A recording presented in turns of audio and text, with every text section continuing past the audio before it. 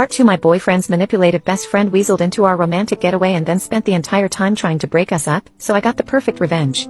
My boyfriend chose to tell me the night before we left for our trip that he had decided to invite his best friend to come along without even asking me if it was okay first. At that point, I was just so annoyed and tired and I did not have the energy to start a fight about it, so the next morning we picked her up at her house before starting our journey. The moment she got into my car, she had an attitude with me. As usual, she was super touchy-feely with my boyfriend and was barely acknowledging me in the slightest.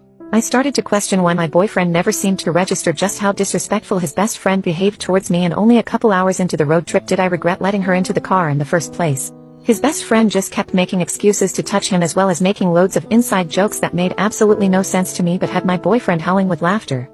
I started to feel like a third wheel within my own relationship. My boyfriend seemed to be more happy and entertained with her than he ever was with me.